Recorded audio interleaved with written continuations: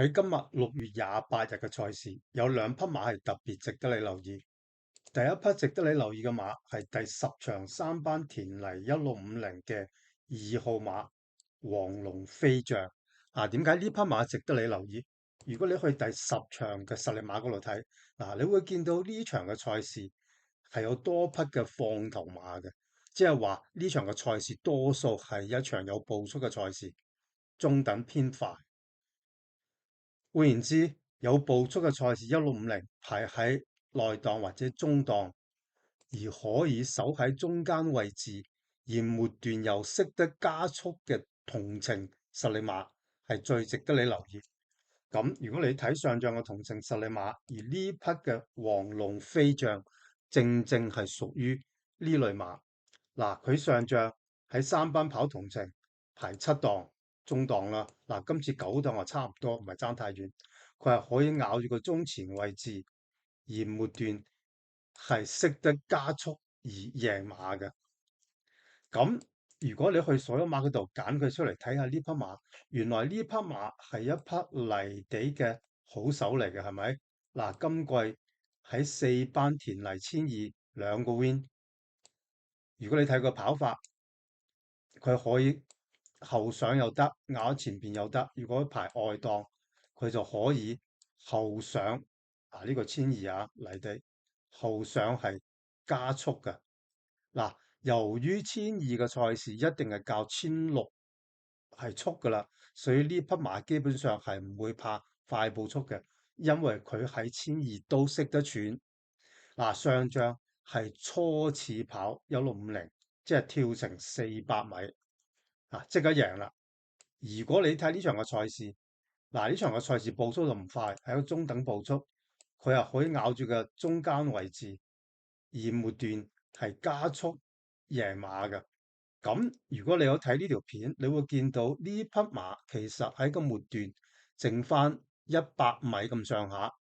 當時呢兩匹嘅2、3馬超加加、精英雄心係似乎個勢係會追過佢嘅，但係估唔到呢匹嘅黃龍飛將 fight back 又再加速過，而重新彈甩呢兩匹馬。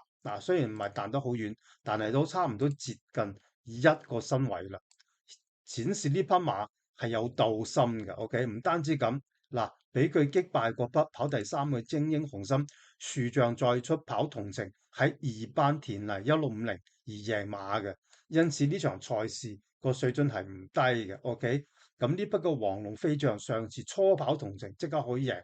呢匹仲係4歲嘅側身馬，而且佢評分係上緊嘅，因此喺呢場嘅賽事嗰個步速對佢有利，排檔唔係太差，佢又可以守住個中間位置，而憑住佢嘅末段加速力而殺入嚟嘅。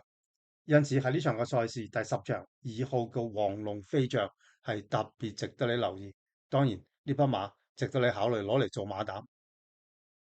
今日第2匹值得你留意嘅馬就係第11場3班1400米嘅3號馬嘉應奇兵。點解嘉應奇兵值得你留意？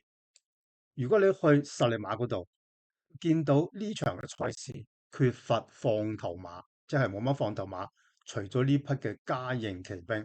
呢匹嘅嘉應奇兵上仗喺3班同程由頭放到落尾，而輕勝2個身位嘅。咁如果你睇佢嗰個指數啦，呢匹馬係具備前速嘅，係咪？佢嘅頭段係正嘅0.36，唔單止咁，即係話佢係一場快步速入邊放頭，末段唔係捱嘅，而係加速嘅。你睇到佢個末段指數仲高過頭段嘅指數，即係話呢匹馬跑1400可以用一個快步速放，而末段仍然識得加速，而做咗一個更加正嘅指數。咁即係話呢匹馬係一匹同程嘅放頭實力馬。如果你去水馬嗰度揀佢出嚟，佢亦都係一匹側身馬，評分上緊嘅，係咪？今季累積咗3個 win 啦。咁如果你將佢1400米4班1400同上仗3班1400米嚟做一個比較，你會見到首先佢喺個配備上有變動。四班嗰陣時冇戴眼罩，嗱上仗就開始戴眼罩。嗱，嗰分別有咩唔同咧？好易睇得出啦，都係贏噶啦，都係擺喺前面放頭，而且嗰個場地都係好地，唔係好快。咁你睇到啦，未戴眼罩嗰陣時，佢係喺慢步速入邊放，每段先至加速，係咪二贏馬？嗱，嗰個時間指數都唔係正嘅時間指數。嗱，上仗唔同啦，喺三班用一個快步速放，每段識得加速，而時間指數更加正嘅。咁當然啦，由於三班同四班嘅標準時間唔同，所以佢嗰個時間係更加快。嗱，你睇到呢兩個時間，你睇得好清楚。咁係咩意思咧？